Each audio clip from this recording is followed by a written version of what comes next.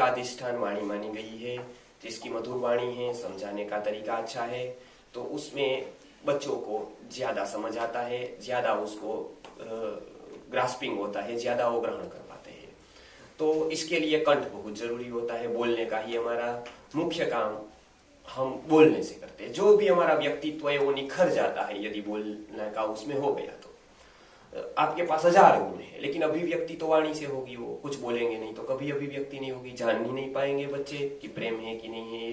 तो विशुद्ध चक्र के ऊपर ध्यान दे। गर्भावस्था में अनाहत चक्र के ऊपर ध्यान सिखाया है। वो अनाहत चक्र के ऊपर ध्यान देने से क्या होता है कि एक प्रेम का आविष्कार होता है जीवन में। विशुद्ध चक्र के ऊपर ध्यान देने से वाणी प्रगल्भ होती है, गंभीर होती जाती है। फिर अपशब्द हम नहीं बोल सकते हैं, ऐसी तुच्छता की वाणी, वैयर्थ्य की बात हम नहीं बोल सकते हैं, किसी को उटपटांग नहीं पूछ सकते हैं, कुछ भी उटपटांग बातें नहीं कर सकते, किसी की व्यर्थ नहीं सोच सकते हैं, नहीं बोल सकते हैं। जो काम का नहीं है वो धीरे धीरे निकल जाएगा। विशुद्ध चक्र के ऊपर ध्यान किया तो आपको तकलीफ होगी, थोड़ी बहुत, खूब तकलीफ होगी, क्योंकि मौन घटित करना है, व्यर्थ की बातें नहीं पूछनी है कि आपके कितने बच्चे हैं, कितनी शादी हो गई, बहू कहाँ की है, या फिर कैसे शादी हुई थी, या कितना महीना चल रहा है, या फिर नहीं हुआ है बच्चा तो क्या हुआ है। ये सब व्यर्थ की बातें हैं, क्योंकि अपना काम इतना है तो व्यर्थ का न सोचे, व्यर्थ का न पूछे किसी को भी। तो हमारी क्या है, बहुत शक्ति का संरक्षण होता है। चिंतन की धारा है वो दूसरी जगह से अपनी ओर जाती है।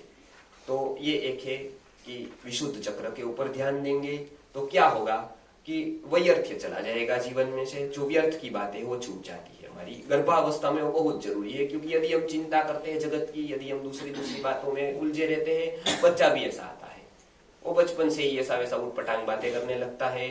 वो हम एक आपका प्रश्न बहुत ही सही था, ये विषय के अनुरूप था, इसलिए मैंने जवाब दिया। अभी इधर 1-2-3 बच्चे थे, उनके पिताजी मर गए। अब 10-12 साल के बच्चे थे, पिताजी मर गए, चल बसे। तो इधर के लोग अध्यात्म तो कुछ जानते ही नहीं है, भजन रखते हैं रात को, इधर भजन होता है, कोई मर जाता है तो उसके पीछे भजन मंडली लगा देते हैं। भजन वाले तो दारू पी कर आते हैं या कुछ खा कर आते हैं, पूरी रात जगते हैं, पूरी रात राम धुन की धुन मचाते हैं, या फिर कुछ और उटपटांग गीत गाते हैं, या कुछ भी करते हैं जो उन लोग अध्यात्म मानते हैं। तो इधर पूरी रात वो चला, इधर प्रोग्राम, उसके लिए गवैया आता है जो गाता है गीत, उसके पैसे लेता है, फिर वो गाकर फिर धूम मचती है पूरी रात धूम मचाई। तो सुबह सुबह हुई, फिर तो मांगने लगते हैं किसी से, कुछ इधर आए हैं तो कुछ मांगने लगते हैं। तो उन्होंने बताया कि अब हमारे गले में तो बहुत ही अब थकान हो गई है, तो कुछ खाना चाहिए हमको। तो गाठिया इधर का बहुत प्रसिद्ध है, जलेबिया प्रसिद्ध है खूब, तो अब गाठिया खाना है हमको। तो सुबह सबने रिक्वायरमेंट रखी। अब घर पे तो कुछ है नहीं, अकेली स्त्री है, 2 बच्चे हैं, तो बच्चों अब क्या खिलाए उसको। तो सारी भजन मंडली थी, तब तो किसी ने पैसे उड़ाए, 10-10 की नोट, किसी ने 20-20 की नोट, ऐसे उड़ाते हैं इधर पैसे। तो फिर सुबह सुबह हुआ तो वो बच्चों ने क्या किया कि ठीक है, हम आपको भोजन के बिना नहीं जाने देंगे, आप रुके, हम भोजन की व्यवस्था करते हैं, जलेबी गाठिया ले आते, सब कुछ वो लेकर आए। तो लेकर आए, सबने खाए। सबने खाने के बाद सब कोई बाहर आए, देखते हैं तो एक के भी जूते चप्पल नहीं है। तो सब कुत्ता ले जाए तो 1-2 का ले जाए, ये तो कोई भी जूते चप्पल दिखाई ही नहीं देते, सबके गायब हो गए। तो देखते हैं सब कोई कहाँ गए। तो फिर एक व्यक्ति आया उधर, उसने बताया कि ये जूते चप्पल है वो गिरवी पर रख दिए है, उधर आपके जहाँ पर हलवाई की दुकान है वहां पर ये बच्चे रख कर आए हैं। अब सबके भाग में 10-10 रुपए आते हैं, वो 10-10 रुपए अपने अपने दे दो, तो सब अपने जूते चप्पल छुड़वा कर जाओ। तो ये सब लोग फिर नंगे पांव चलकर उधर गए हैं और अपने अपने 10-10 रुपए जो भाग में आते थे वो दिए हलवाई को, अपने अपने जूते चप्पल छुड़वा कर आए। फिर ये प्रोग्राम बना रहता है, तो फिर घर पे आए, फिर रोने लगते थे सब कोई, क्योंकि अफसोस की बात है वो कुछ लेकर नहीं गया। तो एक व्यक्ति ने कहा कि वो तो अफसोस है ही नहीं, वो कुछ लेकर नहीं गया, वो इधर ये दोनों को छोड़कर गया है, वो बड़ी अफसोस की बात है। इसको भी साथ में ले जाता यदि बहुत अच्छा होता बहुत अच्छा कि ये इसको भी साथ में ले जाता अपने, तो जगत को बहुत आराम होता, बहुत शांति होती। तो गुरुजी एक खास बात बताते थे कि ऐसी संतति रख कर न जाए कि लोग ऐसा कहे कि इसको भी साथ लेकर जाते तो बहुत अच्छा होता। कुछ रखना है तो अच्छा रख कर जाए। पशु की संतति का कोई याद नहीं है, कोई उसकी फलवत्ता नहीं है, तो ऐसी संतति बढ़ाने का कोई महत्व नहीं है। इसमें स्वास्थ्य की हानि है। अच्छे बच्चे के लिए जो करना पड़े, जो लगाना पड़े दांव पर, वो लगाइए। एक अच्छा संतान देंगे, आपने करोड़ों काम कर दिए, आपको और कुछ भाग दौड़ करने की जरूरत ही नहीं रहेगी। एक संतान दिया, वो 500,000 को वो क्वालिटी में बढ़ता जाएगा। वो 500,000 को प्रेरित करेगा, वो 500,000 लोग हैं, वो और ज्यादा शक्तिशाली होंगे और हजारों को प्रेरित करेंगे। ये परंपरा चलती है, वो खूब महत्व का है। एक व्यक्ति कितना भी काम कर ले वो महत्व का नहीं है। एक व्यक्ति सिस्टम बिठा दे, परंपरा बिठा दे, वो बहुत महत्व का है।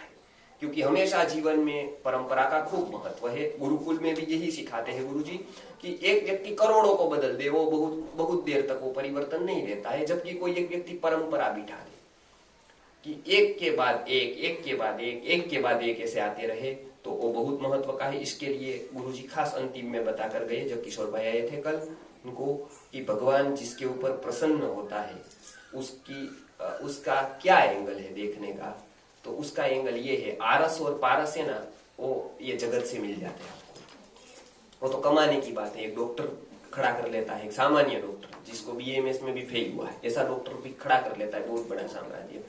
आरस और पारस ये तो इधर के पुरुषार्थ से या फिर पुण्य से मिल जाते हैं। सत्व जिसको होगा ना, उसको वारस भी होते हैं। सत्व के प्रकर्ष से, पुण्य के प्रकर्ष से तो आरस और पारस खड़े हो जाएंगे। जब मंदिर आप देखते हैं, आरस के बहुत बड़े बड़े बन गए हैं, पारस भी बहुत हो गए, पास आ गया है सोना या अर्थवत्ता, लेकिन वारिस है वो सब जगह पर। एक का कोई भी आप संप्रदाय देखो, कोई भी भारत का गुरुकुल देखो, एक में सारे लोग फेल है, वो वारिस में है। अपना जो भी है वो दिए के पीछे अंधेरा ही आता है हमेशा। कोई एक दिया जला, उसके बाद फिर अंधेरा, फिर कहीं पर 5-10 पीढ़ी के पास फिर दिया जला, फिर अंधेरा हो गया। इसलिए भारत में जो वैदिक ज्ञान है वो आगे नहीं जा पाता है। जबकि हमारा लक्ष्य ये है कि केवल हमारे तक सीमित न रहे, एक तो कार्य समाज में होता रहे, और दूसरा एक पर्सनल ऐसे गुरुकुल में होता रहे कि एक वारिस तैयार करके जाए। हम जाएंगे, बाद में ऐसा न रहे कि उसकी ही याद है, उसकी याद है। समर्थ वो व्यक्ति है जो ऐसा व्यक्ति रखकर जाए कि उसको व्यक्ति भूल जाए। वो यही चाहता होता है कि वो मुझे सब भूल जाए, तब मेरी सफलता है। क्योंकि मुझे याद करेंगे तो वही एक निशानी है कि मैं ही एक था, उसके बाद मैंने कोई तैयारी नहीं किया मेरे जैसा। वो कॉपी मेरे जैसा, मेरे भुलाने वाला कोई मैंने तैयार नहीं किया। वो आत्रेय ने राजवेद जीवकों को तैयार किया, उन्होंने यही बताया कि अब मुझे संतुष्टि है कि आयुर्वेद में मेरा नाम भूल जाएंगे लोग। और वास्तविक ये हुआ कि आत्रेय का नाम भूल गए लोग। जब से जीवकाचार्य आए, आत्रेय भूल गए लोग। आत्रेय की ये गरिमा थी और आत्रेय उसमें प्रसन्न थे कि मेरे भूल जाए। तो भारतीय शिक्षण का गुरु कैसा होना चाहिए, वो क्या चाहता है?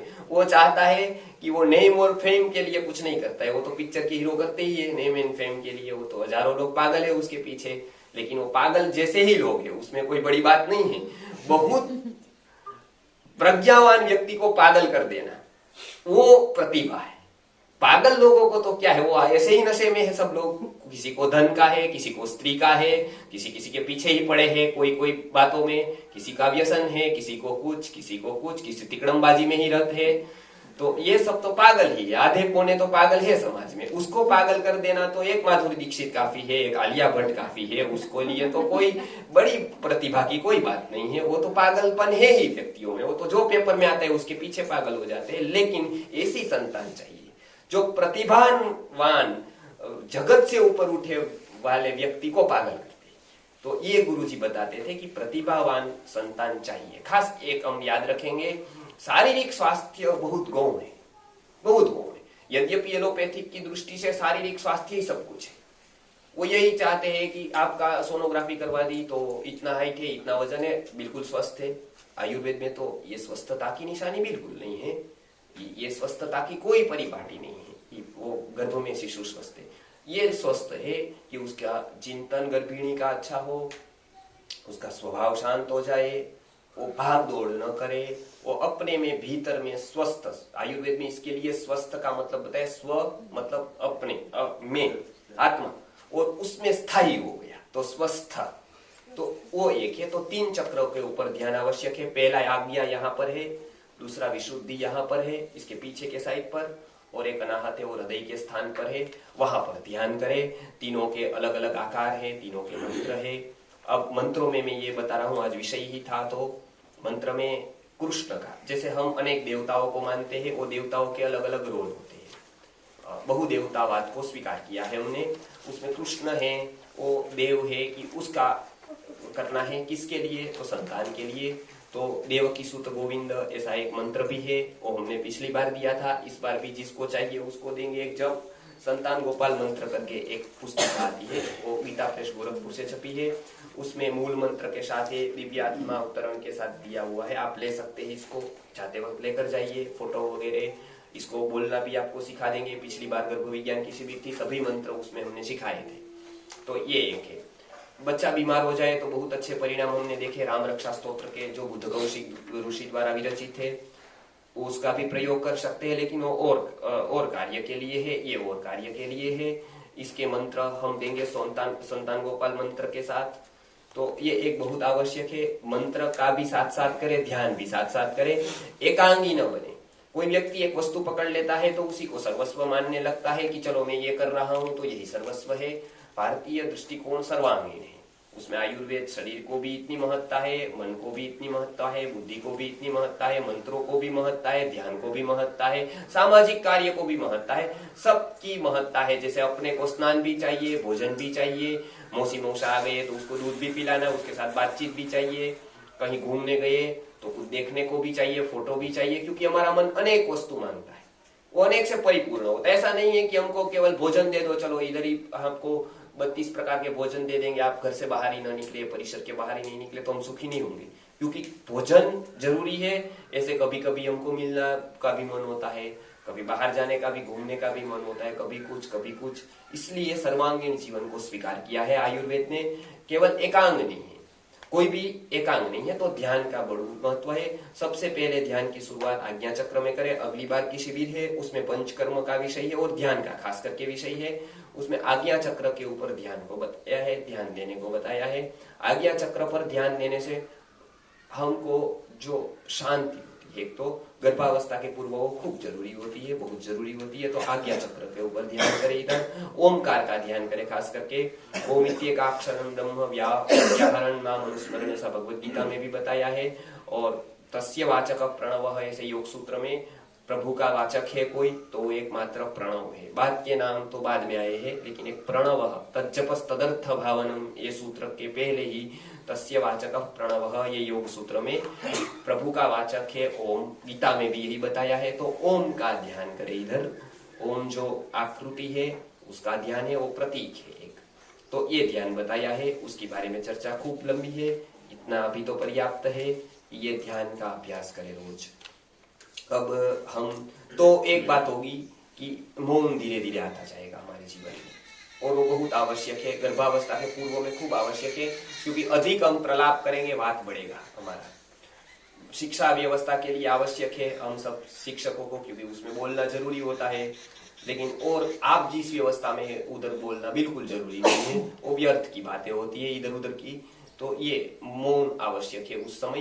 तो इधर ध्यान करने से एक होता है कि वो मौन होता है और शक्ति का खूब संरक्षण होता है। आज के सारे रोग है वो आप नहीं मानेंगे, लेकिन बोलने से होते हैं। खूब बोलते हैं लोग आजकल, बहुत बातें करते हैं। बस में गए बैठे, पास वाले के साथ बातचीत चालू कर दी, ट्रेन में बैठे उधर बातचीत चालू कर दी, कहीं और कुछ नहीं है तो हवा के साथ ही बातचीत कर देते हैं हम। तो बातचीत की एक आदत लग गई है, किसी के साथ कुछ बोलना चाहिए हमको, वो अच्छा नहीं है। उससे चिंतन धारा विक्षिप्त होती है, चिंतन नहीं बन पाता है, क्योंकि हमको चिंतन के लिए स्थिर होना आवश्यक है। वो वृत्ति स्थिर नहीं हो पाती है, बार बार जाती है। इसके लिए हमारे गुरुजी बताते थे, जिसको भी अभ्यास करना है उसको कोई एक व्रत रखना है। वो व्रत अलग अलग रखे कि भाई मैं इतनी देर तक शांत बैठूंगा, मौन रखूंगा, तो वो भीतर ही चिंतन का विकास होगा। अब अगले शुरू करते हैं। अभी इसके बाद ध्यान की बात हो गई, अभी आज्ञा चक्र के ऊपर ध्यान देना है इसकी गर्भावस्था में। हाँ, अब आगे का सेशन में शुरू करता हूँ। उसके बाद प्रश्नोत्तरी भी है, तो उसमें आप पूछ सकते हैं, कोई भी इसके संबंधित प्रश्न है तो। हाँ, तो हम आगे शुरू करेंगे। सबसे पहले हमने कल बताया आहार विहार।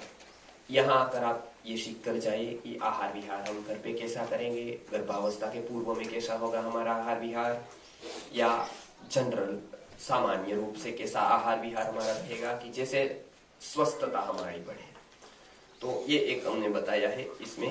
अब गर्भावस्था की कुछ बातें हैं, वो अभी तक जो ग्रंथों में छपी नहीं है या फिर कोई प्रसिद्ध नहीं है, ऐसी बातें बताते हैं।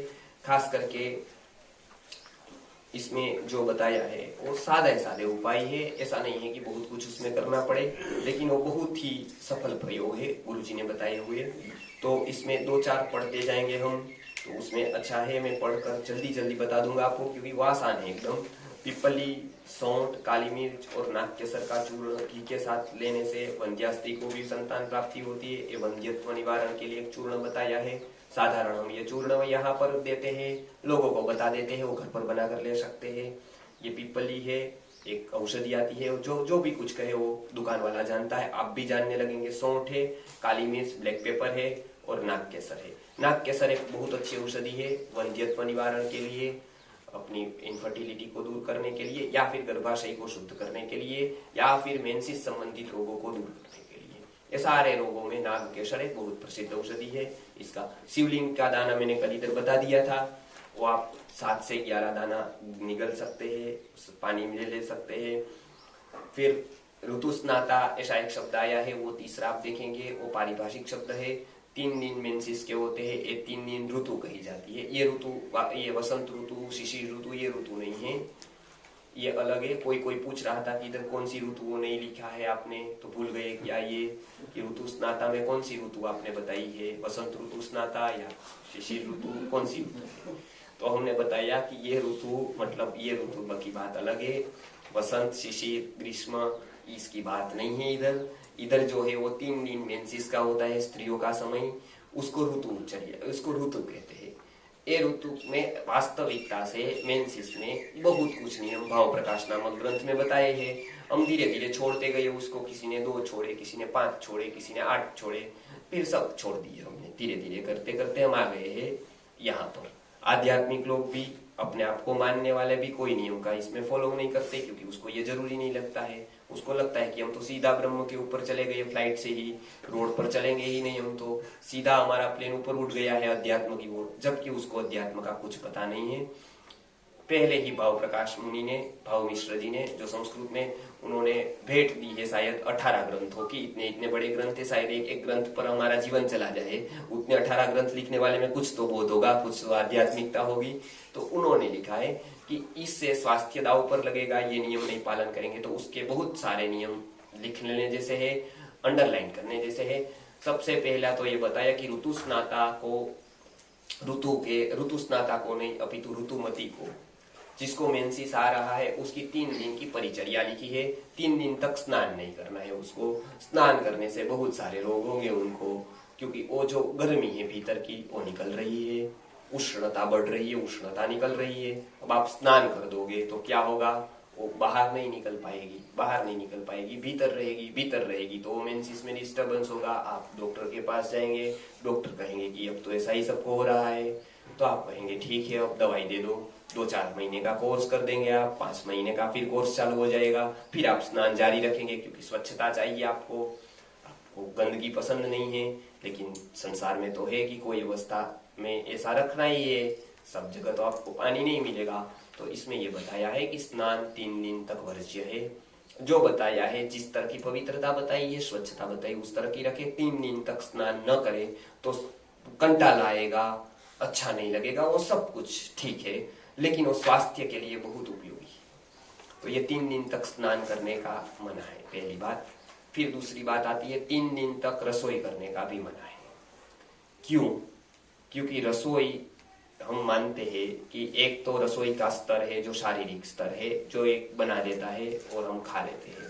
एक हाइजेनिक मानते हैं अभी के लोग, जैसे हाथ में कुछ प्लास्टिक की पेन लेते हैं, ऊपर कुछ टोपी भी लगा लेते हैं प्लास्टिक की, इधर उधर कुछ मूछ के ऊपर लगा लेते हैं जैसे बाल न जाए वहां पर, ऐसा वैसा कुछ कर लेते। इधर कुछ वो उसे क्या कहते हैं उसको, हाँ वो कुछ बताते हैं, वो मुझे जानता नहीं हूँ उसको क्या कहते हैं, क्योंकि मैं तो वस्त्र पहनता था, उसके बाद ये कंसेप्ट आया।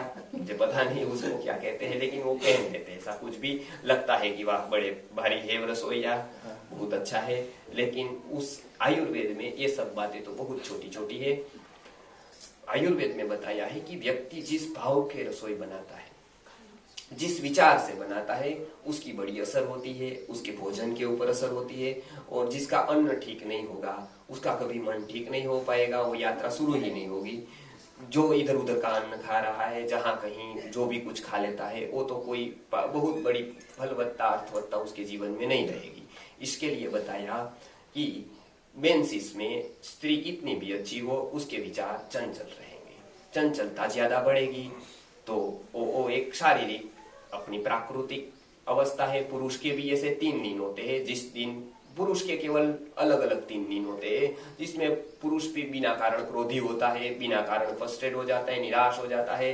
उसमें लगता है कि आज कुछ उदास है, तो कहीं पैसे मांगने गए होंगे, नहीं दिए होंगे, या उग्राणी ही बच गई होगी, कहीं किसी ने पैसे को मना किया होगा, या बॉस ने ही डांट दिया होगा कहीं। तो लेकिन वो उदासी के कोई कारण नहीं होते हैं। ऐसी उदासी पुरुष में भी 1 महीने में 3 बार होती है, वो अलग अलग होती है। कभी आज रविवार को हो गई, तो कभी पिछले सोमवार को, या कभी गुरुवार को ही हो गई, ऐसा होता है। वो 3 दिन अलग अलग पुरुष में आते हैं। पुरुष की भी सारी ऊर्जा ऐसे निकलती है, उसमें भी ये साइंस है कि 3 दिन वो अलग अलग। स्त्रियों में वो थोक बंद निकल जाता है, एक साथ समाप्त हो जाता है 3 दिन। तो ये एक है। दूसरी बात, पुरुष को जब बेचैनी होती है, उसका कोई शारीरिक लक्षण नहीं होता है। जैसे पुरुष को खून नहीं निकलने लगता है कहीं से भी, कहीं से सलाइवा नहीं आने लगती है, ऐसा कुछ नहीं होता है। स्त्रियों को मेंसिस में वो आने लगता है तो पता चल जाता है कि 3 दिन अब मेरे आराम का समय है। वो 3 दिन इंगित करता है कि अब आराम करना है, शरीर को आराम देना है, बैठना है, अब कुछ करना नहीं है। वो 3 दिन आराम का समय है, उसमें भाग दौड़ नहीं करनी है। तो ये 3 दिन के समय की पूरी चर्या आयुर्वेद में लिखी। क्यों? यदि ये 3 दिन आप परिचर्या का पालन करेंगे, उसकी पूरी असर आने वाले संतान में होगी। क्योंकि जिसमें वो पार्ट है संतान उत्पत्ति करने वाला, वही पार्ट के ऊपर सारी असर आती रहेगी। तो 3 दिन में स्नान न करे, रसोई न बनाए। इसके लिए पुरुष सीख जाते थे, गुरुकुल में पढ़ते थे तो रसोई बनाना। अभी तो कोई स्कूल में सिखाते नहीं है। अभी तो लड़कियों को भी नहीं सिखाते हैं, लड़की भी नहीं जानती है 22-25 साल तक रसोई बनाना। उसको भी कंटाला आने लगता है, तो कभी बाहरी भोजन कर लेते हैं। रविवार को हर एक रविवार बाहरी डिनर होता है या लंच होता है। तो ये पुरुष कर लेता था, वो अच्छी बात थी, वो गुण था एक। तो 3 दिन तक नहीं। क्या उसका कारण है? हमने एक संशोधन किया, उसमें आजकल ब्रेस्ट के कैंसर बढ़ गए। सबको ब्रेस्ट होता है, उसके कैंसर बढ़ गए। हमने अपनी नजदीक वाले सगे को देखा, जीवन भर उसने अच्छा ही खाया था, बहुत अच्छा आचरण किया था, कुछ नहीं था, अचानक ब्रेस्ट कैंसर डिटेक्ट हो गया। बहुत ही उसको शौक लग गया कि ये क्यों हुआ। सारे डॉक्टर उसके कारण नहीं जान पाए कि इसको क्या हुआ, कुछ भी फालतू में बता देते थे कि कुछ होगा। गुरु के पास आध्यात्मिक जाते हैं, आध्यात्मिक गुरु के पास वो बता देते पूर्व जन्म का ही कुछ होगा, कर्म किया होगा कुछ, अभी ये ब्रेस्ट कैंसर हो गया आपको, अब जपो नाम की माला, और कुछ नहीं होगा। तो ये ऐसा बताते हैं। डॉक्टर है वो कोई कारण ही नहीं बताते, वो बोले सेल्स होते हैं 2 प्रकार के, एक कैंसर के, एक फलाने, वो समझ में ही नहीं आता है किसी को। अब उसमें हम क्या करें? सेल होते हैं तो हम लाइट तो नहीं वो सेल से जला सकते हैं, सेल तो बहुत कुछ प्रकार के आते हैं, तो हम क्या करें? वो कहीं नहीं बताया जाता है। तो गुरुजी ने बहुत कुछ बात अपने उस लेवल पर जाकर सोची है। अपने ये रजस्तमोभ्याम विनिर्मुक्ता तेषां ज्ञानम अव्याहतम। रजस्तम के ऊपर जो कोई व्यक्ति चला जाता है तो उसका ज्ञान है वो अव्याहत हो जाता है। वो बोलता है तो ऐसे ही नहीं बोल देता है, वो तेषां ज्ञानम अव्याहतम। असत्यम वदन्ति ते कस्मात् सत्यम वदन्ति ते कस्मात् असत्यम निरजस्तमः। वो असत्य क्यों कहेंगे? क्योंकि उसको कुछ लेना ही नहीं है इधर से। तो रज और तम से विनिर्मुक्त होकर शुद्धा बुद्धा विबुद्धास्ते तेषां ज्ञानम अव्याहतम तेषां वाक्यम असंशयम।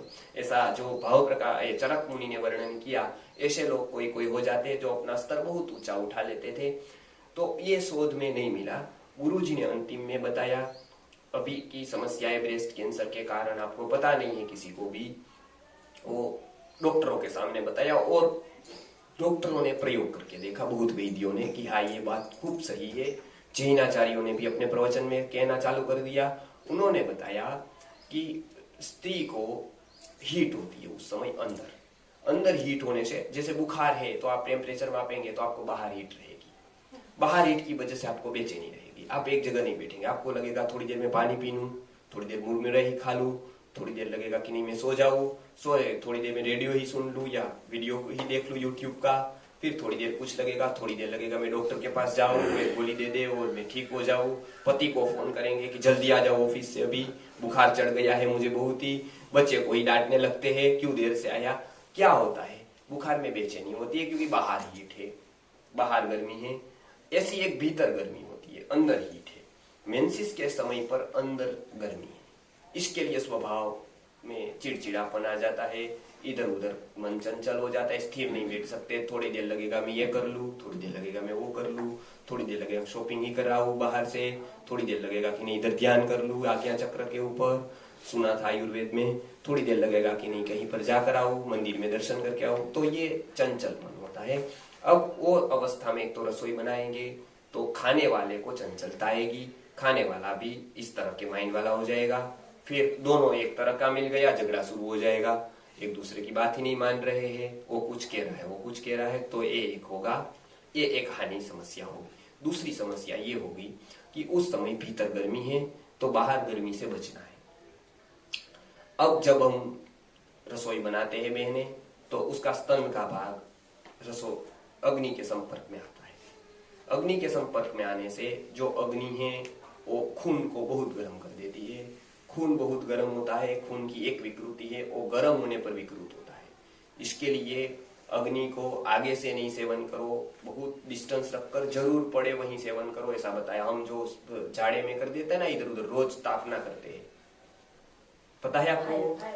हाँ, वो योग्य नहीं है, वो अच्छी बात नहीं है, वो बार बार नहीं करना है उसको। 4-5 दिन में एक बार हो गया ठीक, कभी बहुत लग गई तो तपा लिया ठीक, हमेशा उसका सेवन नहीं करना है अग्नि का। जैसे अग्नि को तपा ही लिया, थोड़ी देर बैठ ही गए उसके सामने, अच्छा लगा, ठंडी उठ गई, वो अच्छी बात नहीं है, वैदिक में वो नहीं है कोई आयुर्वेद ग्रंथ का। क्योंकि खून को अग्नि से जितना नजदीक रखेंगे उतना उसको हीट होगी अंदर।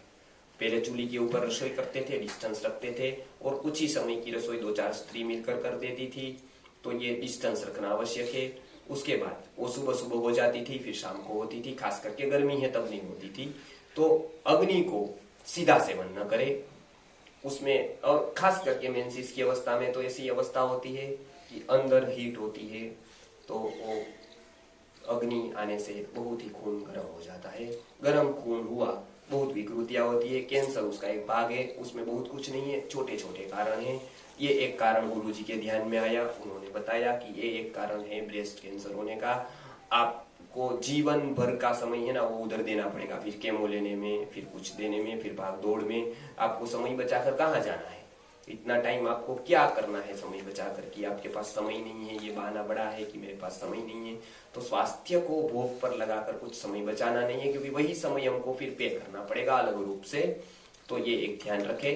साधारण बातें थी वो मैंने बताई कि ये जो 4 बातें हैं इसमें परिचर्या में ये बातें न करे उस समय, जिम में न जाए, वो कसरत हमारे अनुकूल नहीं है, योग्य अनुकूल, सूर्य नमस्कार न करे, मेंसिस अवस्था में कोई भी प्रकार का मायाम वर्ज्य है तो ऐसी पागलपन मत करे कि चलो अब मेरा व्रत है या मेरा कुछ है तो कर ही दे। उसमें कोई बहन आई थी वो बताती थी कि मैं सूर्य नमस्कार करती ही हूँ, वही उसकी बीमारी का कारण बन जाएगा। ऋषि मुनियों ने जो बताया है उसी तरफ फॉलो करे, हमारी बुद्धि बहुत न लगाए, क्योंकि उनको पता है।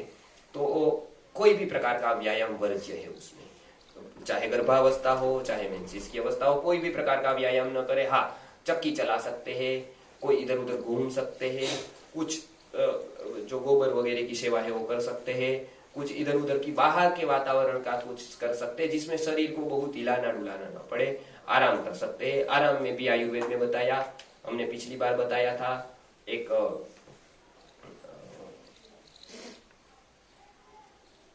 किसकी गद्दी बताई थी पिछली बार हमने, जो प्रयास कर प्रैक्टिकल करवाया था प्रायोगिक को, बिछाकर सोए, वो हम लाए थे, वो कुश की जो आती है एक गद्दी जैसा, उसको बिछाकर सोने का है, उस पर सोएंगे तो आपकी ऊर्जा बनी रहेगी, अच्छा रहेगा वो। तो कुश का एक हम आसन लाए थे, अभी ये वो बता देंगे, वो सब जगह मिलता है उसमें। हाँ इधर है, हाँ इधर है, तो इधर शयन का विधान है, उसके ऊपर शयन करे, इसके ऊपर बैठे तो बहुत अच्छा रहेगा। पानी उबलकर ठंडा किया हुआ पिए तो बहुत अच्छा रहेगा। उसमें घी डालकर भी एक प्रयोग बताया है कि इसमें गरम गरम पानी में घी 1 चम्मच डाले, वो हरिकर दादा का प्रयोग है। उसके बाद राजीव दीक्षित जी ने भी अपने व्याख्यान में बताया है, हरिकर दादा भी यही प्रयोग बताते थे, उनसे ही सुना। तो ये एक गरम गरम पानी में 1 चम्मच घी डालकर उसको चाय की तरह पिए, सिप सिप कर पिए तो वो गर्भाशय की शुद्धि होती है। नाग केसर नाम की एक औषधि है, वो भी बहुत उपयोगी है, ये हमने लिया। खास करके गर्भावस्था के दौरान या उसके पहले ही तिल के तेल का प्रयोग करें। अलग अलग तेल आते हैं, उसकी अलग अलग गुणवत्ता है। तिल का तेल गर्भाशय विशोधक है, मात्र एक तेल का ऐसा गुण है जो गर्भाशय विशोधक का है, तो ये एक तेल का प्रयोग तिल के तेल का करें। तिल तेलम गर्भाशय विशोधकम एवं ऐसा भाव प्रकाश ग्रंथ में भाव मिश्र जी ने बताया है, तो ये याद रखें, तिल के तेल का प्रयोग करें। अभी आगे हम कुछ बात कर रहे थे, उसमें एक बहुत अच्छा प्रयोग बताया है, वो पुंसवन। हमारा दूसरा संस्कार गर्भाधान के बाद आता है पुंसवन संस्कार। उसके 2 अर्थ किए गए हैं। एक तो पुंसवन मतलब पुरुष संतति, ऐसा भी एक अर्थ किसी को अभिप्रेत है। एक अभिप्रेत अर्थ ऐसा है कि श्रेष्ठ संतति।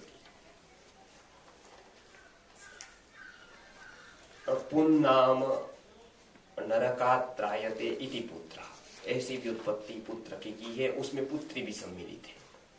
तो जो अपने को दुर्गति से बचाता है वो संतति कही जाती है या पुत्र पुत्री कही जाती है। अब श्रेष्ठ संतति या पुरुष संतति के लिए एक प्रयोग बताया है, पुंसवन संस्कार में आता है।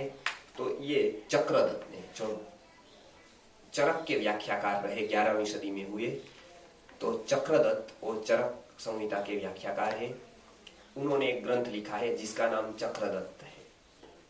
चक्रदत्त ने एक प्रयोग बताया है, उन्होंने बताया है कि कनकान रजतान वापी लोहान पुरुषाकारान अणुन, ऐसे एक ऐसी आकृति बनानी है जो पुरुष की आकृति हो, उसमें कुछ बालक के या पुरुष के कोई एक उसकी आकृति वाला एक लेना है, या वो सुवर्ण का लो या रजत का लो या लोहे का लो, 3 वस्तुएं। उसको बराबर तपाना है अग्नि में, खूब तप जाए।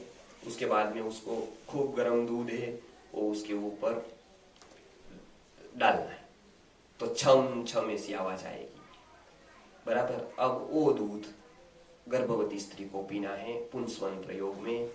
तो उत्तम ऐसा है कि सुवर्ण की आकृति हो, बहुत उत्तम। नहीं कर सकते हैं सुवर्ण की तो रजत की भी चलेगी, रजत की नहीं कर सकते हैं तो लोहे की भी चलेगी। वो पुष्य नक्षत्र पर यह प्रयोग होना चाहिए। गर्भावस्था के बाद जब भी पुष्य नक्षत्र आता है 1-2 महीने के बाद, ये 1 से 3 महीने में करना है पुंसवन प्रयोग, तभी होता है। गर्भावस्था के बाद का प्रयोग है ये।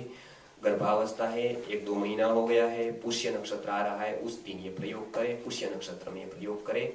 तीनों हरिकर दादा बता रहे थे, वो सूर्य की आकृति भी चलती है, तो हरिकर दादा सूर्य की आकृति का बता रहे थे, वो भी एक उपाय है, ये भी एक ऊपर कितना लेना है तो उसमें माप भी बताया है। और 3 बता सकते, या तो दूध ले, दही ले, पानी ले, लेकिन ज्यादातर दूध उपयोगी है गाय का, नहीं मिला तो दही ले सकते। दही को गर्म करना फिर मना है, तो दही को ठंडा ही डाल सकते हैं, क्योंकि गर्म किया तो संस्कार विरुद्ध में आएगा। हनी को गर्म नहीं कर सकते, मधु गर्म करके नहीं ले सकते हैं, दही को गर्म करके नहीं ले सकते हैं, इस तरह से। अथवा पानी भी चलेगा, दूध की व्यवस्था नहीं है तो पानी भी चलेगा। वो कितना लेना है तो 1-1.5 कप जितना लेना है, ये एक बताया। फोन साइलेंट कर दे सब लोग। अभी ये आगे का जो है वो हम आगे ले जाते हैं। पुष्य नक्षत्र की बात बताई है कि पुष्य नक्षत्र पर और एक प्रयोग बताया है कि पुष्य नक्षत्र में नश्य लेना है। पुष्य नक्षत्र पे एक नश्य लेना है, तो वो पुरुष संतति चाहते हैं यदि हम, तो इस राइट हैंड और राइट साइड के इसमें लेना है नासिका द्वार में, और लेफ्ट हैंड साइड की नासिका द्वार में पुत्री संतान के लिए है। आयुर्वेद में प्रयोग बताए गए हैं, वो एक संतति के बाद बताए गए हैं कि एक संतति कोई पुरुष है या स्त्री है, दूसरी जो चाहते हैं वो, तो इसके लिए प्रयोग बताए गए हैं। ऐसा नहीं है कि पुरुष स्त्री में कोई भेदभाव हो, लेकिन एक कोई पुरुष संतति है या स्त्री संतति है, दूसरा कोई चाहता है कि पुरुष या स्त्री हो, तो उत्तम तो ये है कि वो कुछ न चाहे, केवल प्रयोग करे श्रेष्ठ संतति के लिए। वो सबसे अच्छी बात है। लेकिन नस्य बताए तो मेरा कहने का ये एक दायित्व है कि हम भी वो ग्रंथ की तरह बताए, और अलग अलग नस्य बताए हैं। उसमें खास करके जो वट वृक्ष है उसकी जो मूछें आती है, उसकी जो निकलती है, उसको जटा निकलती है, वो जटा को पीस कर पानी में उसका नस्य बताया गया है। वो नस्य संतति के लिए श्रेष्ठ है, ये एक उपाय है। फिर 7 दिन तक ऐसे तो नस्य करना मना है, गर्भावस्था में कोई भी कर्म नहीं कर सकते हैं, लेकिन ऋतुस्नाता के बाद गर्भावस्था से पूर्व 7 दिन, गर्भावस्था से पूर्व 7 दिन तक नस्य कर सकते हैं। ऋतुस्नाता होने के बाद तुरंत ही, गर्भ के महीने के बाद 3 महीने तक नस्य कर सकते हैं अलग अलग हेतु से, और उसके बाद सीधा आएगा वो सीमंतोन्नयन संस्कार में आएगा। तो ये एक बहुत अच्छा प्रयोग जिसके बहुत अच्छे परिणाम मिले हैं, बहुत सादा सीधा प्रयोग है। उसमें पलाश के पत्ते का प्रयोग करवाते हैं। पलाश का पत्ता, उसका एक पत्ता रोज 7 दिन तक, ऋतु स्नान के बाद 7 दिन तक एक पत्ता दूध में पीस कर पीने का है, इसमें ये लिखा है। तो दूध में पीस कर 7 दिन तक पिए तो बहुत अच्छा रहेगा। और हमेशा आप शुरू रख सकते हैं 3 महीने तक, ये इधर बताया है। नाग केसर का भी प्रयोग बताया है। अच्छा, अब आहार और औषधि में आयुर्वेद में बहुत कुछ बताया है। प्रथम मास में उसको सबसे पथ्य बताया है मुनक का। जो मुनक का मतलब इसको कहते हैं हम काली द्राक्ष। हाँ, तो ये एक सूखी हुई जिसको हम ड्राई फ्रूट कहते हैं। वो ड्राई फ्रूट में हमारे ये आती है काली द्राक्ष, हाँ, वो ब्लैक कलर की आती है। अब दूसरा बताया यष्टि मधु, तीसरा बताया चंदन। ये गाय के दूध के साथ लेने से प्रथम मास में अंगोपांग विकसित जल्दी होते हैं। दूसरा बताया द्वितीय मास में केवल नाग केसर लिया तो चलेगा, और आयुर्वेदिक औषधि तो है ही, नाग केसर की जरूरत है सबसे ज्यादा। तृतीय मास में भी नाग केसर का लेने का विधान बताया। नाग केसर बहुत अच्छी औषधि है। फिर से एक बार, हम गर्भपोषक चूर्ण बनाते हैं, उसमें भी सबसे महत्वपूर्ण है वो नाग केसर है। वो आज सच्चा मिलता नहीं है, लेकिन उसकी परीक्षा करके आप सच्चा ढूंढ सकते हैं। रक्त और ब्लैक 2 प्रकार के आते हैं, उसमें रक्त श्रेष्ठ है। लाल कलर का जो आता है नाग केसर, वो श्रेष्ठ नाग केसर है, वो उपयोग कर सकते हैं। वात कारक आहार को छोड़ना है, बहुत बड़ी हानि होगी नहीं तो गर्भ के दौरान। वात कारक आहार जैसे जामुन हो गया, जामुन को छोड़ना है, नहीं खाना है। जो आते हैं ना इतने वो छोड़ देना है। हाँ, और जो वात कारक सारे पदार्थ है वो छोड़ने हैं। बहुत वात बढ़ेगा ऐसा नहीं, क्योंकि उस अवस्था ऐसी है कि वात बढ़ेगा तो अस्वस्थता बहुत आ जाएगी, उल्टी होगी, कुछ ना कुछ होता रहेगा, पेन होगा, दर्द होगा कुछ, तो ये नहीं रहना है। जामुन नहीं लेने। खास करके आयुर्वेद में फल की बात बताई, अलग अलग फलों का विधान किया है। फल को कैसे खाया जाए, जैसे हम जनरल जीवन में तो कोई भी फल मिल गया खा लिया, नेचुरोपैथी वाले ने बता दिया सारे फल भगवान ने बनाए तो हम सारे ही खा लिए। कभी जूस बना लिया, कभी दूध के साथ ही ले लिए, कभी ऐसे ही ले लिया। तो भगवान ने तो सब कुछ, बहुत कुछ बनाया है। मांस खाने वाले भी यही तर्क देते हैं कि मांस तो भगवान ने ही बनाया है, प्राणी हमारे लिए ही बनाए हैं। हम भी ऐसा ही कहते हैं कि भगवान ने बनाया है सब कुछ, लेकिन एक बात भूल जाते हैं, सब कुछ मेरे लिए नहीं बनाया है। ये हमारे केंद्र में होता है। तो गुरुजी बहुत बात बताते हैं कि ये तो मूढ़ावस्था है, या आप मान लेते हो कि मेरे लिए सब कुछ बना लिया है, तो मेरे लिए नहीं बनाया है। सब कुछ बनाया है, सबके लिए बनाया है। उसमें मेरे योग्य कुछ है, उतना काफी है, कुछ मेरे योग्य नहीं है, वो बात खत्म। तो एक बात है, जामुन है वो खाली पेट नहीं खाना है कभी, उससे फीट आ सकती है। बहुत बालकों को आई है, फीट आती है। यहाँ स्कूल में पढ़ते हैं बच्चे, तो उसमें से बहुत बच्चे लोग आते हैं। एक ही कारण होता है फीट आने का, सुबह सुबह स्कूल में गए, स्कूल में तो ऐसे भी सब शिक्षक मूड है, कुछ जानते ही नहीं आयुर्वेद का वगैरह कुछ, तो कुछ बताते नहीं, क्या बताएंगे, खुद पढ़े नहीं है कुछ भी। तो इधर के गांव के स्कूल में कुछ शिक्षक को ही पता नहीं है, वो भी आयुर्वेद का कुछ जानते नहीं है, कुछ पालन नहीं करते हैं। सारा वो जामुन का पेड़ होता है, सुबह सुबह लड़के वहां चले जाते हैं, लड़के लड़कियां सभी जब नीचे पड़े होते वो खा लेते हैं, तो तुरंत ही पेट इतना हो जाता है, फिट आने लगती, कुछ ना कुछ समस्याएं आने लगती है। तो हमने वो बताया है, बहुत लोगों के तो हमारे सामने जान भी गई है। ये तो उदाहरण है हमारे सामने कि फिट आने से डॉक्टर उसका कारण नहीं जान पाए। हमारा एक जो कार्य करने वाला था उसने बताया कि आपने जामुन खाए थे, बोले हाँ, इसलिए फिट आई है। उसने कारण बता दिया, राजू भाई इधर आएंगे उसको पूछना, वो कुछ नहीं जानते, गाय पालते हैं ऐसा व्यक्ति हो, लेकिन उसको पता था कि जामुन खाली पेट नहीं खाना चाहिए, लेकिन एमडी डॉक्टर को पता नहीं था कि इसका फिट आने का कारण क्या है। फिर हमारे पास आए तो वही मिले उसको, सबके पहले गाड़ी लेकर उसको लेने गए, फिर वो फिट आई। उसने बोला जामुन खाया था, बोले हाँ 4 दिन से खा रही है लड़की जामुन, बस इसलिए फिट आई। बोले अब मुश्किल है थोड़ा, और वास्तव में वो लड़की मर गई। इधर एक सेंधावदर गांव है, उधर का सरपंच, उधर के सरपंच है, वो वहां से आए थे। तो ये 11 साल के बाद विवाह के बाद वो लड़की आई थी। वो लड़की केवल एक सामान्य घटना से चली गई, बस पता नहीं है, केवल इतना है, ज्ञान नहीं था। जामुन खाया सुबह खाली पेट, बहुत खा लिया, अब पेट ऐसा हो गया।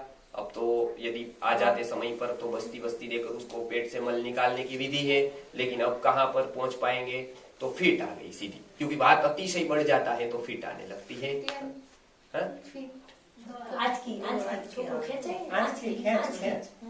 उसको ये कहते हैं खींच, वाई कहते हैं उसको, खींच आ गई। बात बढ़ने से ये सारे रोग होते हैं। वो हाँ तो मर गई, इतना ही है। लेकिन सामान्य रीत से एक बहुत बड़ा जीवन चला गया एक सामान्य घटना से। तो आयुर्वेद का यही एक कहना है ऋषि मुनियों का कि ऐसी सामान्य छोटी मोटी घटना, और बुद्ध ने यही बताया था, जीवकाचार्य जी ने। जीवकाचार्य बुद्ध को गुरु मानते थे, तो बुद्ध को गुरु मानते थे, साष्टांग दंडवत करते थे बुद्ध को, चिकित्सा करते थे, बुद्ध को बहुत बार बचाया। जगत को ऊपर जीवकाचार्य ने उपकार जितना किया बुद्ध जैसे लोगों को बचाकर, एक नहीं 50-50 लोगों को बचाकर, ऐसा कोई व्यक्ति आज तक नहीं कर पाया, क्योंकि बुद्ध अपना एक उपकार कर पाए। लेकिन जीवकाचार्य ने 50 बुद्धों की जो चिकित्सा करके 50 बुद्धों को जिंदा रखा, वो कितनी बड़ी बात हुई। तो बुद्ध ने ऐसी बात बताई थी। तो एक राजा ने दीक्षा, बुद्ध के दीक्षित हुए, सब छोड़ा संसार। बुद्ध के समय पर कपड़े भी छोड़ने का था, कपड़े भी पहनने के नहीं है, नंगे घूमना है। तो कपड़े कंथा, नंगे नहीं अपितु इतना भाग ढके, उतनी कंथा उसका जो झोपड़े में होती है, आप देखते हैं कि इधर जो फेंक देते हैं कोथल, हाँ कंथा, बेकार कपड़े जो इधर उधर घूम जाते हैं, उसका सी कर एक दूसरे को लगाकर फिर ऐसा पर्ण जैसा बनाकर वो फिर पहनना है। तो इसको कंथा कहते हैं। कंथा विरचित, उसमें शंकराचार्य जी ने भी ये बताया, रथ्याचरपट विरचित कंथ, पुण्य पुण्य विवर्जित बंध, मोहमुद्गर में है ये। तो कंथा का वर्णन है कि कंथा उसको पहननी है। तो क्या हुआ, वो इधर उधर कपड़े, अब एक सम्राट है, सम्राट था, अब उसकी विधि है कि कपड़े ऐसे ही पहनने हैं। तो वो किसी ने डाल दिए थे बाहर कपड़े। अब ये बहुत बड़ी बात है, हम अपने आप को मानेंगे कि नहीं उससे तो अच्छा है, मुझे सरल अध्यात्म मिल गया, बिना दाव लगाए कुछ भी, मैं 3 टाइम भोजन करता हूँ, कभी 4 टाइम कर लेता हूँ, कभी होटल में ही खा लेता हूँ, और मैं भगवान के नजदीक जा रहा हूँ। तो ये तो बड़ी भ्रांति है, इसमें कोई अर्थवत्ता नहीं है। कितना दाव लगाया होगा, कितना चेतना के ऊपर गया होगा, कितना छोड़ता है वो व्यक्ति। सम्राट पद छोड़ा उसने, और बुद्ध जैसा कहता है ऐसा वो पालन करता है। इधर आपके लड़के लड़की भी इधर रखते हैं, हम कुछ बताते हैं कि इधर भूखा रहना पड़ेगा, नहीं 12 बजे क्यों भोजन नहीं, आप तर्क दो उसका, 3 बजे क्यों ऐसा नहीं है, इधर कितना ये है। आप हर एक बात की, जैसे हॉस्टल में रखते इस तरह की आप ऐसी पूछ परछ करते हो, इंक्वायरी करते हो कि इधर कुछ ऐसा ना हो जाए कि बेटा इधर उधर हो जाए, लड़की को भी गाड़ी दे, लड़के को भी गाड़ी दे। तो हम ये चाहते हैं कि ये हमको कोई नुकसान नहीं होगा, हमको तो क्या करना है, आपसे कुछ बात तो छिपानी नहीं है। लेकिन गवर्नमेंट से क्या छिपाते हैं, हम तो ये कहते हैं कि इसके ऊपर टैक्स लगा कर देखो, आप बच्चे इतने पढ़ रहे हो, और खर्चा देखो, और आप ही देखो, तो आपको ही पता चलेगा कि उसमें क्या टैक्स लगा है। तो छिपानी तो आपसे भी नहीं, उनसे भी। लेकिन इससे यदि आप ऐसा करोगे तो हानि और तो किसी को नहीं है, हमको कोई हानि नहीं है, हम तो बता देंगे। लेकिन हानि आपको वो जरूर है। समर्पण यदि उसका आया नहीं, उसको ये परिस्थिति में रहना यदि सीखा नहीं, तो अंत में जाकर बहुत हानि है, अंत में जाकर वो कहीं ढलेगा नहीं। एक जो ढलान आनी चाहिए, एक जो विकसित होना चाहिए जीवन, वो होगा नहीं, वो किसी की भी हानि नहीं है। तो उसके लिए तो हॉस्टल ठीक ही है, हॉस्टल आपकी हर बात मानेगी, हॉस्टल में तो सब स्टाफ है, सब कुछ है। लेकिन वो यंत्र बन जाएगा, एक जीता जागता रोबोट बन जाएगा। पत्नी के साथ भी प्रेम करेगा, रोबोट की तरह होगा, वो घर पे रहेगा रोबोट की तरह है। 8 बजे ठीक उठ जाता है, 9 बजे फिर काम, फिर पैसा कमाना, फिर वही भाग दौड़, फिर रात को 10 बजे आना, फिर 11 बजे 12 बजे सो जाना, फिर पिक्चर देखने जाना, फिर घूमने। ऐसा यदि आदमी बनाना है रोबोट की तरह, तो सब सुविधा उधर है, कंफर्ट जोन पूरा है उधर। वो पूरी सुविधा देते हैं रोजी रोटी की, या फिर वो तो गारंटी नहीं देते हैं, कुछ नहीं देते, लेकिन आपको एक सपना दिलाते, सपने के सौदागर है वो ऐसा बताते हैं कि इंजीनियर होने के बाद वो खूब पैसा कमाएगा, देश विदेश जाएगा। फिर हम पेपर पढ़ते हैं, राजू इंजीनियरिंग वाले इधर है, वो अपना एक 1800 का स्टाफ लेकर बैठे हैं, जिसके लिए कपाट हमारे उन्हीं ने ही बनवाए, उन्हीं की सीटों से बने। तो वो बताते हैं कि हमने एक बार उसकी एडवर्टाइज दी कि इंजीनियर की जरूरत है, 80 इंजीनियर की जरूरत थी। कितनी आई आपको पता है? केवल राजकोट जनपद से, राजकोट जिले से ही केवल शायद 12,000 आवेदन आए। अब 80 की जरूरत, 12,000 आवेदन। तो ये स्कूल वाले क्या कर रहे हैं, 10,000 का सैलरी, अब ये नौकर की सैलरी है, उतनी सैलरी एक इंजीनियर की है। तो ये भारत की स्थिति अच्छी है और हमको लगता है कि स्कूल में जाकर वो पूरा उसको बना देंगे और पूरी सुविधा कर देंगे, क्या करेंगे? तो ये तो कुछ बात स्पष्ट करने की थी कि कुछ बात ऐसी है जो हमको पैर पर खड़ा रहने का सिखाना पड़ेगा बच्चों को, कुछ उसमें कंफर्ट जोन से बाहर निकालना सिखाना, कुछ उसको उद्योग सिखाना पड़ेगा। वो हम यहाँ प्रयत्न करते हैं। गुरुजी ने यही किया था कि उसको हर एक तरह से पूर्णता की ओर हम बढ़ाए, वो सक्षम हो जाए कि ये एक का नहीं 25-50 लोगों का वो भरण पोषण कर सके, इतना सक्षम हो जाए। इसके लिए ये प्रकल्प है, प्रयोग है, वो सक्षम बनाना है। इधर किसी का वो नौकर बने, किसी का अधीन बने, ऐसा हम नहीं चाहते हैं, सक्षम बने ये चाहते हैं। तो ये एक बात की। तो वो सम्राट को इतना कंफर्ट जोन छोड़कर वो नीचे आ गया, बिल्कुल धरती पर आ गया, जमीन पर आ गया। कपड़े फिर छोड़ दिए। अब क्या करें, कपड़े कैसे पहनने? बुद्ध ने कहा कि हम हमारे लिए कुछ नहीं करेंगे, जो परमात्मा देगा वो, आप बाहर निकल जाओ, जो भी कुछ मिले उससे कपड़े बना लो। वो निकलने लगा, वो निकल गए कंथा बनाने के लिए। कंथा के लिए कपड़े खुद जुटाने हैं। अब कोई स्टाफ नहीं है उधर। आजकल तो सन्यास भी लेते हैं, स्टाफ सन्यास ले लेते लोग। पूर्वाश्रम का ही स्टाफ उत्तराश्रम में चलता है, दुकान वही चलती रहती है। फिर स्वामी जी उधर बैठे हैं, इधर उसका व्यापार चलता है। अब ऐसा नहीं था, उसने सब छोड़ा था, वास्तव में छोड़ा था। वो कंथा लेने को गए, कंथा लेने को गए तो एक सांड आया। वाराणसी में भी बहुत बचने जैसा है सांड को, सांड से, क्योंकि राण सांड सीढ़ी सन्यासी, उससे बचे तो सेवे काशी। ये 4 लोगों से बहुत बचना है। काशी में कोई अभ्यास करने जाता था तो गुरुजी का पहला वाराणसी में एंटर होने वक्त बताते थे कि 4 लोगों से वाराणसी में यदि रहना है तो 4 लोगों से बचना है। तो ये 4 बताते थे कि सीढ़ी ऐसी है गंगा की, एक आप चूक गए तो फिर आ गए सीधा। तो सीढ़ी ऐसी वैसी है, तो सीढ़ी भी ऐसी है, सांड ऐसे है। शंकराचार्य प्रवचन देकर आते थे तो उसके पीछे सांड पड़ गया। ब्रह्मसूत्र, ब्रह्म सत्यम जगन मिथ्या, पूरा प्रवचन दिया उन्होंने इसके ऊपर, या है वो है, ये जगत मिथ्या है पूरा। तो पूरा प्रवचन हुआ, उसके पीछे वो निकल गए तो सांड पीछे पड़ा तो भागे। फिर तो छोटी गली, हम साइकिल लेकर जाते थे पढ़ने के लिए, व्याकरण पढ़ते थे, तब व्याकरण का पाठ होता था। साइकिल लेकर जाना है क्योंकि और कुछ चलता ही नहीं है। एक गली में यदि कुछ सामने आ जाए, व्यक्ति भी सामने आ गया तो साइकिल पीछे लेनी पड़ती है, 1-2 नहीं निकल सकते हैं। आप तो गुरुकुल में आते हैं तो आपको लगेगा कि गुरुकुल मतलब वाराणसी का क्या होगा कि इधर उधर हाईवे होंगे और बीच में खड़ा होगा, ऐसा नहीं था, गली में था। तो गली में होता है तो निकल नहीं पाते, तो उधर सांड आ गया। तो शंकराचार्य ने देखा कि सांड से बचना जरूरी है, तो सब वेदांत चलेगा, नहीं तो ये उड़ा देगा एक बार में ही मुझे। तो वो भागे, तो भागे तो एक व्यक्ति ने देख लिया।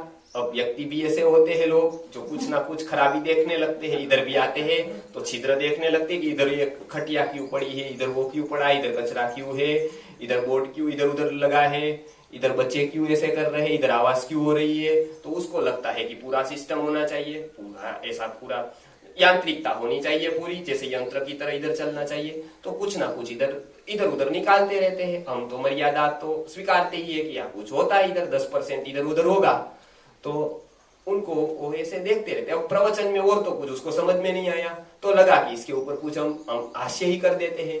तो प्रवचन में तो कुछ पल्ला पड़ता नहीं है, किसी लोगों का जड़मती होते हैं तो प्रवचन में तो कुछ सुना नहीं।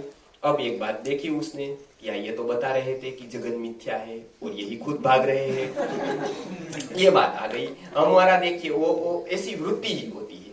बहुत जगह पर आप देखो कि एक व्यक्ति बहुत बड़ा संत है, बहुत अच्छी उसको ज्ञान घटित हो गया है, बहुत अच्छा है, वो व्यक्ति मानेगा नहीं, वो कहेगा कि नहीं, वो तो आपको दिखता है, तो पीछे कुछ और है, और कुछ नहीं है, उसको तो जिद्दी है, या तो फिर ऐसा वैसा है, या तो फिर बहुत स्वार्थी है, या तो कुछ और दिखाने के अलग है, खाने के चबाने के अलग है, ऐसा कुछ भी व्यक्ति करेगा। लेकिन आप एक प्रयोग करके देखो, किसी भी व्यक्ति को कहो कि वो व्यक्ति चोर है, गुंडा है, हाँ वो बोले मुझे पहले से ही डाउट था, ऐसा ही है। अब मैं ये कहने ही वाला था बात आपको, उससे बच कर रहना, आपने अच्छा हुआ बता दिया। गलत तुरंत स्वीकार कर लेते हैं, सही को हमारा मन स्वीकार नहीं करता है, क्योंकि उस पर दाव लगता है, मन को समर्पण करना पड़ता है। इसके लिए मन भागता है कि मैं एक दो गलती ही निकाल दूं, उसके दोष निकाल दूं, उससे भाग सकूं। अब उसने क्या किया, वो कंथा लेने को गए तो सांड आए। अब शंकराचार्य की बात में कर रहा था, तो उसने पूछ लिया कि आप तो बता रहे थे, मैं प्रवचन सुनने को आया, आपने बताया ब्रह्म सत्यम जगन मिथ्या जीवो ब्रह्मैव न परम। मैं बहुत कुछ तो नहीं समझ पाया, लेकिन इतना जरूर समझ पाया कि जगत पूरा व्यर्थ है, पूरी मिथ्या है, पूरी माया है। तो ये सांड ब्रह्म है कि जगत है? अब शंकराचार्य भी विचार में पड़ गए, ये भी माथा 25 वाला व्यक्ति है, अब उसको क्या जवाब दे? तो उसके साथ शास्त्रार्थी करने बैठे या क्या? तो उसने बताया कि निश्चित मेरे मित्र, ये तो सांड मत, ये तो जगत ही है, मिथ्या ही है ये तो बोले कि यदि वो मिथ्या है तो आप दौड़े क्यों? फिर मिथ्या ही था, गलत ही था वो सांड, तो आप दौड़े क्यों, आप भाग गए क्यों? उसको आप ऐसे ही देखते कि वो कुछ था ही नहीं, यदि मिथ्या ही था तो आप गए। तो उसने बताया कि किसने कहा कि मेरा दौड़ना सत्य है, वो भी मिथ्या था, वो सांड भी मिथ्या था, मुझे लगा कि मैं मिथ्या ही दौड़ जाऊं थोड़ा, तो बराबर हिसाब हो गया, माइनस माइनस प्लस हो जाएगा। तो यदि वो सांड मिथ्या था तो मेरा दौड़ना कहाँ सत्य था? वो भी तो गलत फहमी कर रहा है कि मैं सत्य में दौड़ा, मैं दौड़ा ही नहीं, आत्मा कहाँ दौड़ता है, कहीं वो शरीर दौड़ा मेरा, तो मिथ्या था बिल्कुल। तो ये बात बताई, जबकि ऐसे लोगों को जवाब ऐसे ही देने पड़ते हैं। तो ये एक बात बताई कि उसमें अब वो कंथा लेने को गए, तो कंथा लेने को गए तो एक सांड आया, उसने उसको जोर से फेंक दिया। अब उसको तुरंत इधर लगा तो खोपड़ी फट गई। तो बुद्ध ने सीधा ही, बुद्ध को जैसे कि वो खबर आई, तो बुद्ध जैसे व्यक्ति, ज्ञानी व्यक्ति, सम्राट था इसलिए नहीं, सम्राट पर तो छुड़वाया था क्योंकि खुद सम्राट थे, वो सब छोड़ कर आए थे, तो भी उसको बहुत ही घात लगा कि ऐसा व्यक्ति मेरे कारण 3 दिन दीक्षा के हुए भी कुछ पाया नहीं, कुछ ज्ञान की कोई पता नहीं, और ऐसी घटना घट गई।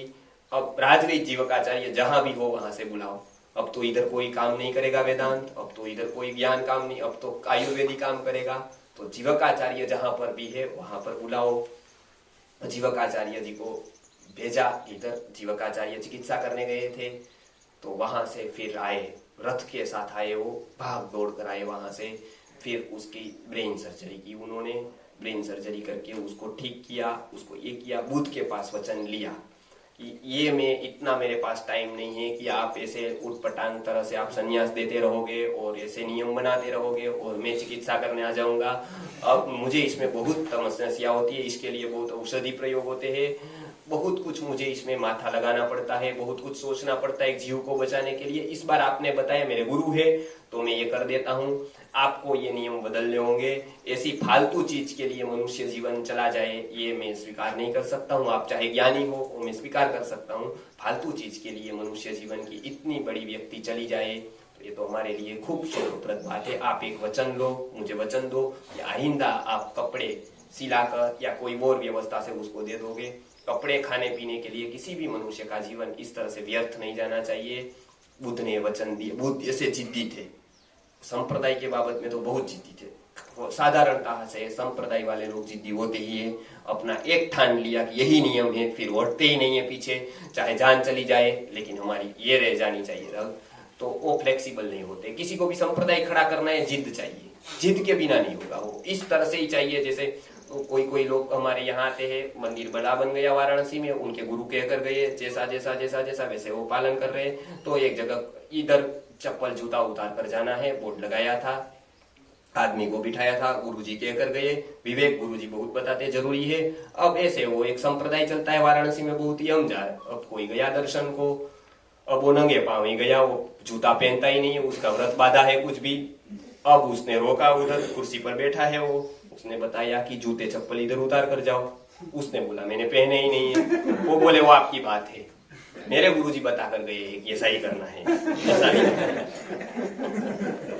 तो उसने बताया कि भाई मैं पहन कर नहीं आया हूँ, वो तो जो पहन कर आते थे उसकी बात बताई होगी, आपके गुरुजी निश्चित ही ब्रह्मज्ञानी होंगे, लेकिन वो इसकी बात बताई। आप सब नहीं बोले, मैं 15 साल उसके साथ रहा, 25 साल रहा, हर एक उसने जो जो लिखा वो मैंने पढ़ा, मेरे पास आ जाता था सब कुछ लिखा हुआ, गुरुजी बता देते थे ऐसा ही लिखा था कि चप्पल उतार कर जाना है, लेकिन मैंने पहना नहीं है, बस वो बात तो लिखी नहीं है, पहना नहीं है साथ, क्या करे। तो तब अब क्या करे, बोले अब मैं क्या कर सकता हूँ, अब आपको पहनना होगा। तो उसको वापस 5 किलोमीटर भेगा, बेचारे का व्रत था, जूता पहनना नहीं है तो उसको पहनाया, पहना कर फिर इधर उधर आया और बोला कि अब मैंने गुरुजी की आज्ञा का फुल पालन कर दिया है, मैंने कोई भूल चूक नहीं की है, अब ऐसे मूड लोगे उसके लिए तो क्या कहे। तो ये आप मूड कहोगे, लेकिन ऐसे ही याद लोगे, उसमें जो जो है वो लकीर के फकीर की कुछ बदलते ही नहीं है। बुद्ध जैसे जिद्दी व्यक्ति को उसने परिवर्तन कराया परिवेश में, उसने बताया कि आप परिवेश उसको दोगे वहां से, या फिर आप कोई और व्यवस्था करके उसको बोलोगे कि आप कपड़े लेकर आ जाओ, 3-4 जोड़ी जो भी आपके पास है वो लेकर आ जाओ, एक कलर निश्चित कर दो, एक रंग निश्चित कर दो। उसके बाद बुद्ध के साथ हुआ है ना, उसमें इस तरह का कलर आया, लाल कलर, पता है ना आपको, रक्त वर्णात्मक कलर उसके साधु पहनते हैं। वाराणसी में जाएंगे खूब दिखेंगे आपको, तिबेट में जाएंगे वहां बौद्ध धर्म गया तो वो परिवर्तन बुद्ध जैसी व्यक्ति के पास जीवकाचार्य ने करवाया। तो बोला कि तो मैं चिकित्सा करूंगा, बाकी आपकी ये जिद के आगे, आपकी ये गलत जिद के आगे मैं ये चिकित्सा नहीं कर सकता हूं। तो ये एक बहुत बड़ी बात है कि जिद का त्याग करे, जहां पर फ्लेक्सिबल हो वहां पर फ्लेक्सिबल हो जाए। कार्य महत्व का है, हमारी व्यक्तिगत प्रतिज्ञा महत्व की नहीं है। महाभारत में बहुत स्थान पर ऐसा मिलता है, व्यक्तिगत प्रतिज्ञा कोई महत्व की नहीं है। यहाँ पर भी आए अपने व्यक्तिगत जो जो संप्रदाय को धर्म को मानते अपनी जगह पर है, इधर अपना नियम है, इधर यहाँ का नियम रहेगा वो गुरुजी। और हम भी ऐसा नहीं, इधर इस्कॉन में जाते, हम इस्कॉन में प्रोग्राम करने को जाते, उधर हम चाय नहीं पीते हैं, इधर कभी कभी पी लेते हैं। इधर हम कभी गर्मी ठंड हुई तो पी लेते हैं औषधीय रूप से, उधर नहीं पीते क्योंकि उसका नियम हम पूरा फॉलो करते हैं, उसको मान देते हैं। मंदिर में प्रोग्राम होता है, मंदिर के नियम का पालन करते हैं, कहीं और जाते हैं औरों का पालन करते हैं, यहाँ आप आए तो यहाँ का पालन करें। वो आपका गणित इधर मत बिठाए कोई भी, तो इधर से आप ज्ञान ले सकते हो। हम भी जहां जिस परिसर में जाते हैं, जिस संप्रदाय में हमारा कार्यक्रम, उसके नियम हम वक्ता होने के बाद भी पालन करते हैं। तो आप तो श्रोता है तो पालन करना चाहिए। तो ये एक बात बताई। ये एक वातकारक आहार न खाए गर्भावस्था में, जामुन न खाए और कोई वातवर्धक आहार न खाए, वातवर्धक विहार न करे। जैसे अधिक बोलते हैं, रात को जगते हैं तो वात बढ़ता है हमारा, जैसे रात को जग गए तो रात वात बढ़ जाता है दूसरे दिन, तो वातकारक विहार का त्याग करे। दौड़ते हैं तो वात बढ़ता है। अधिक मुसाफरी उसको कहते हैं हम प्रवास करते हैं तो वात बढ़ता है, तो अधिक प्रवास न करे गर्भावस्था में। क्षारीय पदार्थ न खाए, जैसे हम नमकीन वगैरह खाते हैं उसमें भरपूर प्रमाण में क्षार आता है, नमक वगैरह का उपयोग होता है गलत गलत तरीके से, तो क्षारीय पदार्थ न खाए। तो ऐसे पदार्थ बहुत, तो क्रोधी होता है संतान, ऐसा करने पर क्या होता है, वो व्यक्ति अपने आप को संयमित नहीं कर पाता है, क्रोध कर लेता है। ऐसी क्षारीय पदार्थ, खट्टा अम्लीय पदार्थ खूब मात्रा में खाया तो व्यक्ति, बहुत संतान ऐसी आज है जन्मजात क्रोधी है, क्रोध कर देते हैं, शांत नहीं बैठ पाते हैं, चंचल हो जाते हैं। तो ये गर्भावस्था के विकृत आहार का परिणाम है, वो न करे, ऐसा बताया है इसमें। ये बात पूरी हुई। अभी कुछ बातें रह गई है जो मैं अभी बताना चाहता हूँ। एक तो मंत्र का, किसी भी मंत्र का रोज जप करें, खास करके आयुर्वेद में बताया गया है, सभी धर्मशास्त्रों में सभी में जप का महत्व बताया है। तद जपस तदर्थ भावनम, ये योग सूत्र है। जिस मंत्र का जप करे उसका अर्थ आपको पता होना चाहिए, तो जप का स्थान दे, नियमित रूप से जप करे, उससे हृदयस्थ होती है कोई भी बात। ये आश्चर्य लगता है विदेशी लोग इधर आते हैं तो कि एक ही बात आप क्यों रटते जाते हो, कुछ एक बात में क्यों आप इतना बार बार बोलते जाते हो। तो कंठस्थीकरण इसलिए आया है क्योंकि वो हृदयस्थ बात हो जाती है, वो भीतर उतर जाती है, इसके लिए उसका रटन जरूरी होता है। हम यहाँ श्लोक सिखाते हैं, बहन जी श्लोक सिखाते हैं सभी लोग, इसलिए बार बार रटन कराते हैं उसके हृदय तक पहुंच जाए। उसके बिना वो केवल पुस्तक पढ़ेगा लाइब्रेरी में बैठकर, जैसे कि इधर आते हैं लोग, तो वो हृदयस्थ नहीं होगी, उसको कंठस्थ करने से हृदयस्थ हो जाएगी। तो एक जप नियमित करे। उसके लिए आयुर्वेद में मंत्रों का बहुत बातें बताई है। उसमें एक ऋग्वेद में गुरुजी ने बताया है, गर्भ रक्षा सूक्त दिया है। उसके ऊपर हमने प्रयोग किए बहुत ही, तो उसमें गर्भ की रक्षा होती है अच्छी तरह से। अब इसका प्रयोग होने चाहिए, तो वो हम उसको किसी को यदि चाहिए तो हम उसकी एक मंत्र की जेरोक्स देंगे यहाँ से, जिसको उपयोगी है वो ले जाए, सबको उपयोगी नहीं है लेकिन जिसको उपयोगी है वो ले जाए। एक मंत्र है इसमें, तो फोटो निकाल कर ले जा सकते हैं कोई। पिछली बार ये पूरी शिविर थी तो हमने सब मंत्र के बारे में इसमें बताया था, लेकिन कोई एक मंत्र का जप करे, खास करके गायत्री मंत्र है, ये बहुत अच्छा है। विश्वामित्र उसके दृष्टा है, उसका जप कर सकते हैं। अब